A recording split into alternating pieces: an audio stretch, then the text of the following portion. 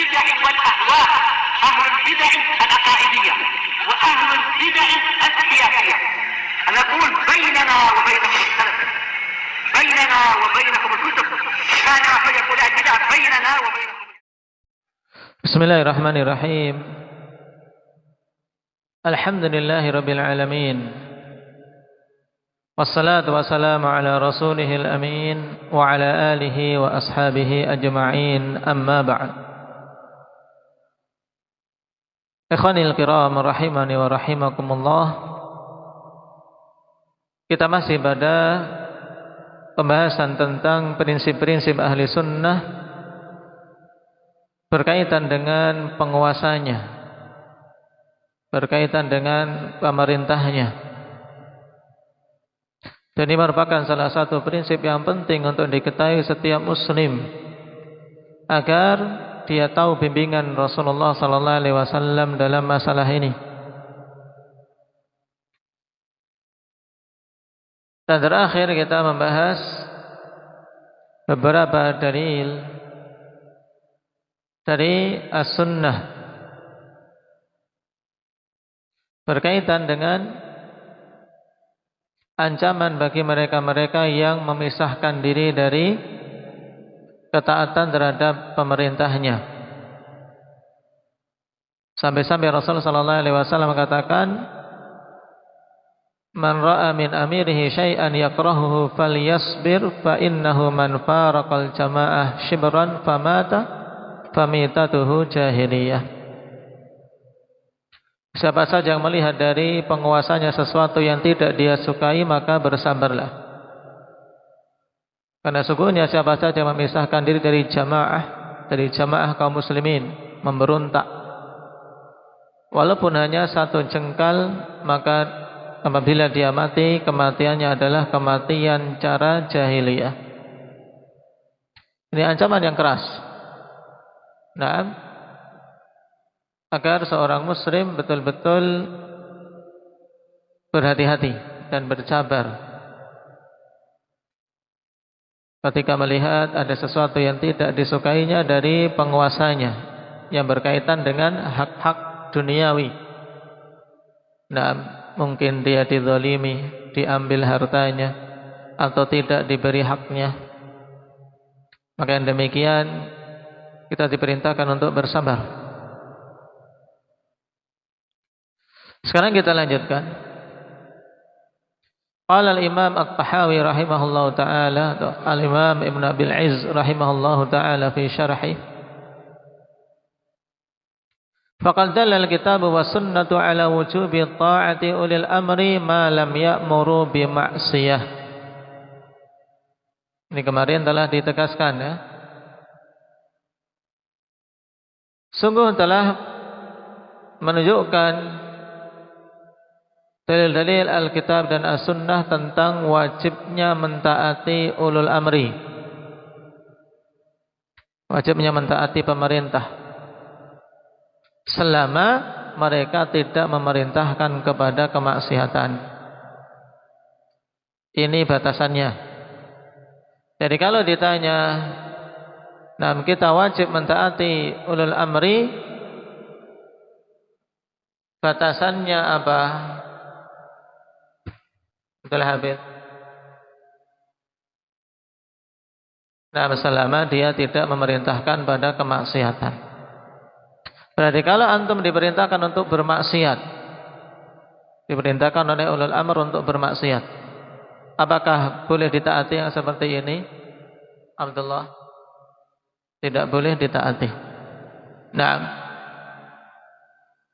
diperintahkan untuk misalnya memakan makanan yang haram, ini tidak boleh ditaati. Contoh mudahnya, fata'amal qaulahu ta'ala ati'u Allah wa ati'ur Rasul wa ulil amri minkum. Maka perhatikanlah firman Allah Subhanahu wa taala, taatilah Allah dan taatilah Rasulnya serta ulul amri di antara kalian. Kaifa qala wa ati'ur rasul wa lam yaqul wa ati'u ulil amri minkum. Bagaimana Allah katakan dalam ayat ini setelah perintah untuk taat kepada Allah diperintahkan wa atiur rasul, dan taatlah kalian kepada Rasul. Dan Allah tidak mengatakan berkaitan dengan ulul amri wa ati'u ulil amri minkum, dan taatilah ulul amri di antara kalian. Jadi dalam ayat Allah tidak mengulangi perintah wa ati'u ketika berkaitan dengan pemerintah. Kenapa? Lianna ulil amri la yufraduna bit-ta'ah bal yuta'una fima huwa ta'atun lillahi wa rasulih. Dikarenakan ulul amri tidaklah disendirikan secara mutlak dengan ketaatan. Jadi bukan maksudnya kita taat kepada pemerintah itu ketaatan mutlak, semua ditaati, semua diikuti, tidak. Bahkan mereka ditaati pada perkara-perkara yang itu merupakan bentuk ketaatan kepada Allah dan Rasulnya. Ya, itu ditaati. Mereka memerintahkan kita untuk menunaikan salat, menunaikan zakat. Kemudian pada hal-hal yang memang diizinkan dalam syariat kita taati.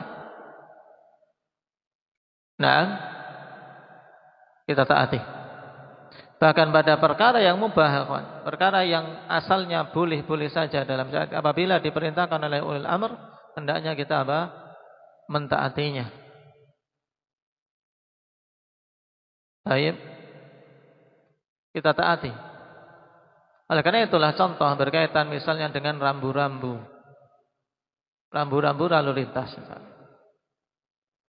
Pemerintah membuat aturan itu untuk ketertiban, untuk keselamatan para pemakai jalan, maka taati. Baik, mentaati itu dengan kita niati mentaati ulul amr, maka bernilai pahala. Karena perkara itu asalnya perkara mubah, tapi diperintahkan oleh pemerintah untuk kita mentaatinya, ya taati. Pada tempat-tempat yang kita diperintahkan untuk memakai helm, ya pakai. Karena termasuk pada bentuk ketaatan pada pemerintah, pada hal yang asalnya mubah tapi diperintahkan, ya kita taati. Tapi sebaliknya misalnya wanita diperintahkan untuk membuka jilbabnya misalnya. Kalau ingin kerja di instansi pemerintah tidak boleh pakai jilbab misalnya. Atau dia sudah bekerja disuruh membuka jilbabnya, maka tidak boleh ditaati. Akan seandainya itu berakibat untuk dia keluar dari pekerjaannya, maka kewajiban dia untuk keluar demi mempertahankan keselamatan agamanya. Nah, ini harus kita pahami dengan baik. Jadi ulul amri pemerintah kita diperintahkan untuk mentaatinya, tapi tidak secara mutlak. Kenapa? Karena Allah ikutkan ketaatan kepada ulul amri setelah ketaatan kepada Allah dan Rasulnya. Wa a'adal fi'la ma'ar rasuli li'anna man yuti'ir rasula faqad ata Allah. Allah Subhanahu wa taala ulangi fi'il berkaitan dengan Rasul sallallahu alaihi wasallam. Yaitu wa ati'ur rasul, fi'ilnya diulangi, ati'u fi'il amr, kata perintah. Kenapa? Karena mentaati Rasul sallallahu alaihi wasallam, siapa saja yang taat kepada Rasul, maka sungguh dia telah taat kepada Allah. Itu pasti, kan? Antum taat pada Rasul, maka pasti antum berarti telah taat kepada Allah. Karena semua perintah Rasul sallallahu alaihi wasallam adalah apa? Adalah wahyu dari Allah Subhanahu wa taala. Sehingga ketika engkau mentaati Rasulmu, berarti engkau mentaati Allah Subhanahu wa taala.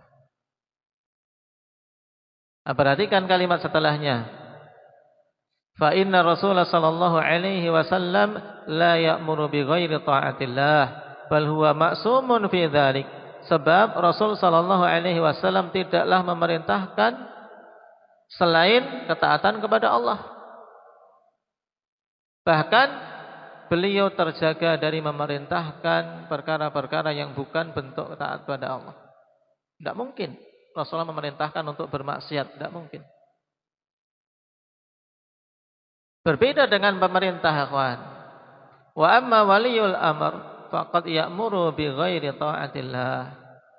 Adapun pemerintah, waliul amr, terkadang mereka memerintahkan pada selain ketaatan pada Allah. Diperintahkan untuk anak laki-laki dan perempuan gabung saja, jangan dipisah-pisah. Terjadi ikhtilat, campur antara laki-laki dan perempuan. Ini bukan bentuk ketaatan pada Allah, bahkan kemaksiatan pada Allah Subhanahu wa taala.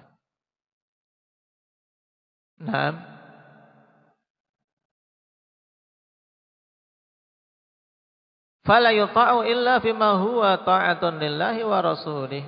Sehingga ulul amri itu tidak ditaati kecuali pada perkara-perkara yang itu adalah ketaatan kepada Allah dan Rasulnya. Oke, wajib dipahami.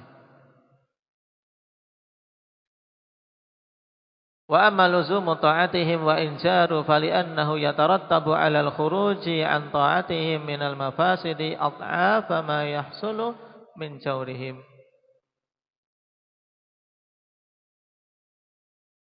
Adapun menetapi ketaatan kepada mereka, berusaha untuk tetap taat pada mereka walaupun mereka itu zalim. Mereka pada diri mereka sendiri ketika berbuat, ketika bersikap pada pemerintahnya, mereka sewenang-wenang, zalim. Tapi kita diperintahkan oleh Nabi SAW untuk tetap taat. Kenapa? Dikarenakan pemberontakan terhadap mereka itu berakibat kerusakan yang lebih parah. Maka dikatakan di sini dikarenakan pemberontakan itu keluarnya rakyat dari ketaatan pada pemerintahnya. Dengan memberontak pada mereka itu berkonsekuensi kerusakan yang berlipat-lipat daripada kezaliman yang mereka lakukan. Dan ini mujarrab, ikhwan. Kalau kita perhatikan tarikh, perhatikan sejarah, tidaklah ada suatu pemberontakan kecuali akan mengakibatkan kerusakan yang lebih fatal setelahnya. Baik itu pertumpahan darah, korban nyawa, harta. Kemudian setelah itu, tidak tercapai kebaikan sebagaimana diharapkan ketika mereka sebelum memberontak. Di negeri-negeri yang ada banyak. Di Jazair dulu ketika Fis mengangkat senjata memberontak pada pemerintahnya. Setelah itu dakwah begitu terpuruk. Karena apa? Akhirnya dakwah ditekan. Karena dianggap orang-orang yang mempelajari agama Allah itu ujung-ujungnya memberontak. Padahal yang melakukan pemberontakan adalah mereka-mereka yang menyimpang dari jalan ahli sunnah. Di Yaman, peperangan yang hampir tidak bisa berhenti. Senantiasa ada peperangan demi peperangan. Ketika apa? Ketika melakukan pemberontakan untuk menggulingkan penguasa yang ada saat itu. Akhirnya sampai sekarang belum tercapai ketenangan yang diharapkan. Baik.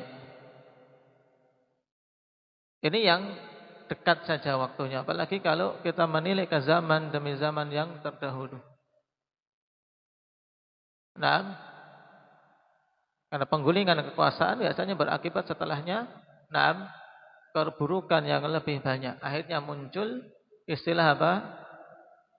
Masih enak zamanku tadi, ya kan? Muncul syamatah demikian. Masih ingat? Banyak di negeri kita akhirnya muncul seperti itu. Syamatah.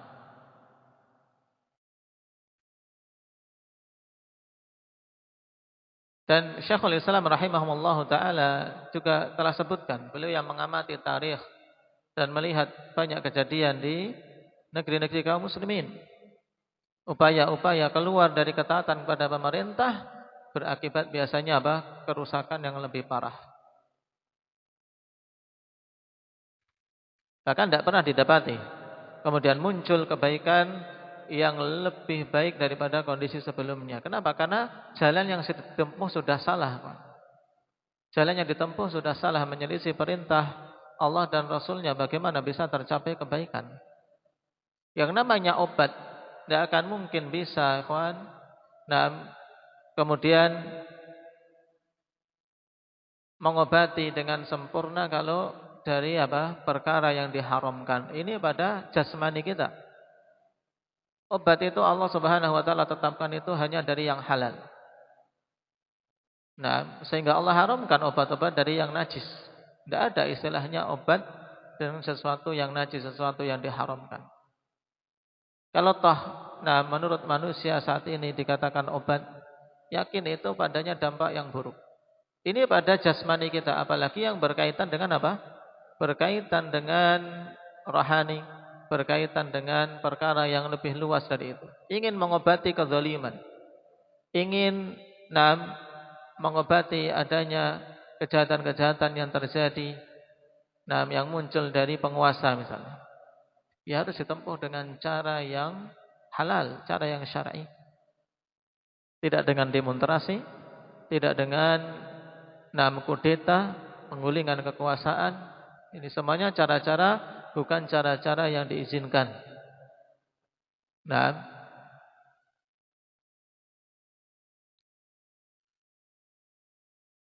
Bal fi sabri ala jawrihim takfirus sayyiati wa mudha'afatul ujur. Bahkan pada kesabaran dalam mensikapi kezaliman mereka itu, penghapusan kesalahan-kesalahan dan pelipat gandaan pahala. Bagi siapa? Bagi rakyat yang bersabar. Karena di antara hikmah khonifillah adanya pemimpin yang zalim ya untuk ujian bagi masyarakat yang ada. Nah, karena itulah dikatakan oleh sebagian ulama kita, kalian menginginkan pemimpin yang adilnya seperti Umar bin Abdul Aziz, berarti kalian pun harus mengusahakan agar diri-diri kalian itu seperti rakyat Umar bin Abdul Aziz. Ingin mendapatkan pemerintah yang adil, maka kalian awali dulu dari diri-diri kalian dengan apa? Dengan mewujudkan keadilan pada diri sendiri, pada keluarga, dalam bermuamalah, dalam berdagang, dalam bersifat. Terutama dalam memenuhi hak-hak Allah Subhanahu wa taala. Yakin Allah Subhanahu wa taala akan berikan rizki dengan munculnya pemerintah yang adil.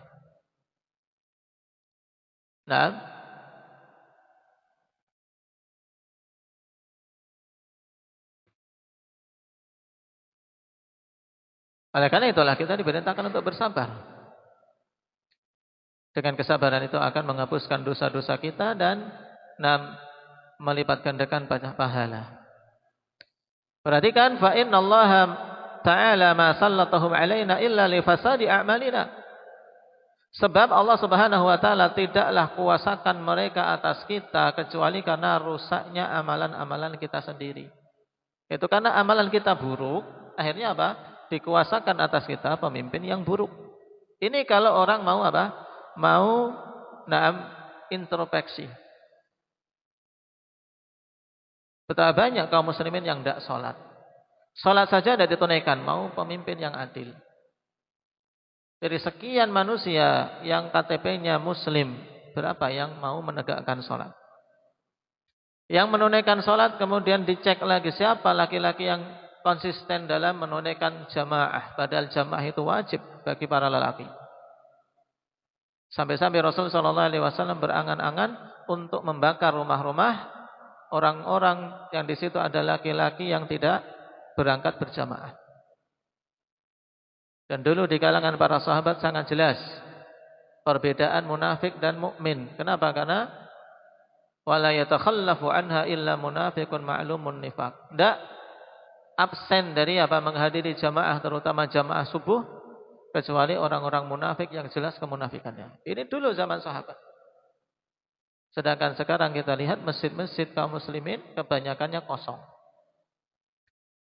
Nah, subuh, kemudian zuhur, asar yang ada cuman Pak Imam sama Pak Muadzin. Terkadang semuanya dirangkap, ya imam, ya muadzin. Nah, ya makmum sekalian. Baik, sendirian. Nah ini. Sehingga Allah tidak kuasakan penguasa yang zalim ya kecuali karena rusaknya amalan-amalan kita. Sehingga butuh untuk seorang memperbaiki diri terlebih dahulu. Wal jazaa'u min jinsil amal. Dan balasan itu balasan itu sejenis dengan amalan yang dilakukan. Ya, balasan itu sejenis dengan amalan yang dilakukan. Balasan keburukan ya karena amalannya buruk. Balasan kebaikan ya karena amalannya baik. Sehingga apa yang wajib atas kita? Fa'alainal ijtihadu fil istighfari wat taubati wa islahil amal. Ini jalan terbaik. Jalan yang dibimbingkan oleh Allah dan Rasulnya untuk mengatasi semua problematika berkaitan dengan apa? Dengan adanya kezaliman, adanya kecurangan-kecurangan dan seterusnya yang terjadi di tubuh pemerintah. Atas kita untuk bersungguh-sungguh dalam istighfar dan taubat serta memperbaiki amalan kita terlebih dahulu. Allah Subhanahu wa taala ketika ingin kebaikan bagi manusia sangat mudah. Nah, mudah bagi Allah untuk memberikan hidayah pemimpin yang asalnya kafir menjadi mukmin. Mudah sekali. Ketika Allah kehendaki karena rakyat-rakyat sudah bagus, Allah berikan hidayah kepada pemimpin yang bengis menjadi pemimpin yang asih, bisa saja. Sangat mudah bagi Allah. Qala ta'ala wa ma asabakum min musibatin fabima kasabat aydikum wa ya'fu an katsir. Apa saja menimpa kalian berupa musibah, maka itu sebabnya adalah ulah tangan-tangan kalian sendiri dan Allah Subhanahu wa taala maafkan kebanyakan dari perbuatan-perbuatan maksiat yang dilakukan oleh hamba. Jadi yang dihukumkan itu hanya sebagian kecil saja, kawan. Kebanyakannya Allah maafkan. Ini bentuk kepemurahan Allah pada kita. Wa qala ta'ala awalam ma asabatkum musibatun qad asabtum mithlaiha qultum anna hadza qul huwa min 'indi anfusikum. Ini juga sangat jelas.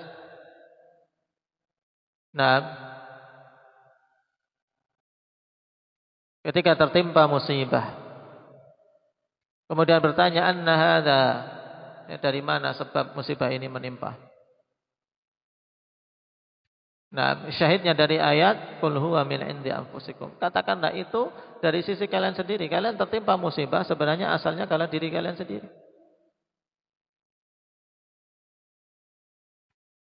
Dari dosa-dosa dan kesalahan kalian, sehingga musibah sebagai ujian untuk menghapus kesalahan dan mengangkat derajat. Wa qala ta'ala wa ma asabaka min hasanatin famin Allah wa ma asabaka min sayyi'atin famin nafsik. Apa saja menimpamu berupa kebaikan maka itu semata-mata kepemurahan Allah untuk kalian. Asalnya dari Allah, kepemurahan Allah dan anugerah dari Allah. Adapun yang menimpa kalian berupa keburukan, maka itu asal dan sebabnya adalah diri kalian sendiri. Karena dosa-dosa kalian. Wa qala ta'ala wa kadzalika nuwalli ba'dadh dhalimina ba'dhan bima kanu yaksibun. Demikianlah kami kuasakan sebagian orang zalim atas sebagian yang lain disebabkan apa-apa yang mereka lakukan. Ini pemimpin yang zalim atas rakyat yang zalim. Kenapa? Karena kezaliman yang dilakukan oleh manusia akhirnya dimunculkan pemimpin yang zalim pula. Qala fa idza arada ar-ra'iyatu an yatakhallasu min dzulmil amiril zalim falyatruku dzulm. Maka apabila rakyat ingin bebas dari kezaliman pemimpin yang zalim, maka tinggalkanlah kezaliman. Taib. Ini kalau orang mau adil. Nah, mau introspeksi, mau menempuh jalan kebaikan yang sebenarnya. Ya, ingin terbebas dari kezaliman penguasa, ya tinggalkan kezaliman dulu. Mulai dari diri kita sendiri. Kalau kita berbuat zalim banyak, kita suka menipu dalam jual beli misalnya. Kemudian menginginkan pemimpin yang adil, yang nah, jauh dari kezaliman. Nah ini, nah seperti menginginkan apa? Perahu layar berlayar di daratan. Menginginkan perahu layar berlayar di daratan, tidak akan mungkin. Nah, wa an Malik bin Dinar rahimahullahu taala, termasuk dari deretan tabi'in, thiqat, termasuk penulis mushaf yang terkenal.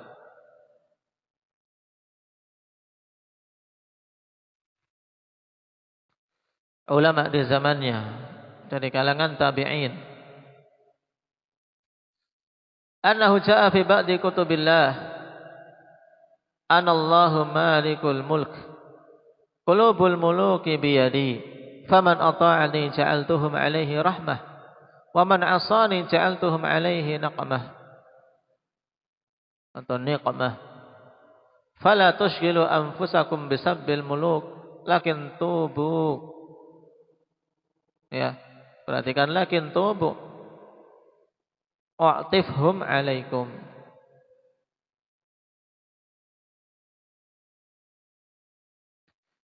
Dikatakan dari Malik bin Dinar bahwasanya datang pada sebagian kitab-kitab Allah,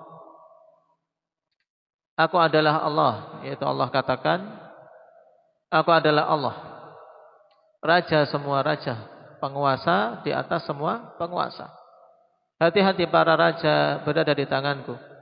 Siapa saja yang mentaatiku, aku akan jadikan pada hati raja itu belas kasih. Ya. Dan siapa saja yang bermaksiat kepadaku, maka aku akan jadikan para penguasa itu sebagai apa? Sebagai hukuman atas manusia. Maka jangan kalian sibukkan diri-diri kalian dengan mencaci maki para raja.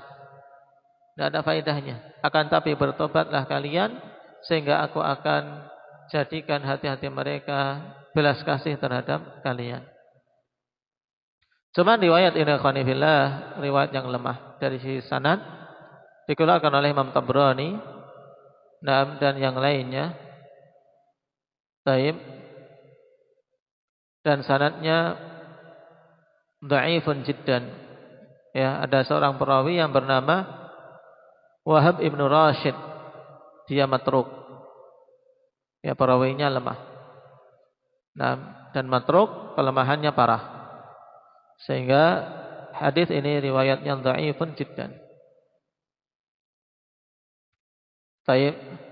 Tapi jelas ikhwani fillah, memang sebab kebaikan penguasa diantaranya adalah apa? Adalah baiknya rakyat. Maka yang penting bagi kita untuk memperbanyak taubat pada Allah Subhanahu wa taala. Penguasa itu anugerah dari Allah Subhanahu wa taala. Penguasa yang soleh, anugerah dari Allah.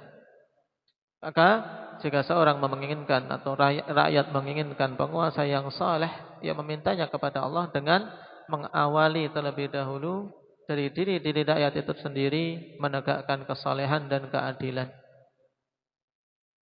Barakallahu fiikum. Ini kalimat yang bagus dan dalil-dalil yang sangat tegas dalam kitabullah tentang prinsip ahli sunnati wal jamaah berkaitan dengan pemerintahnya. Nasallallahu taufiq wassadad. Walhamdulillahi rabbil alamin. Naktafi bihadza, subhanakallahumma wa bihamdika, asyhadu an la ilaha illa anta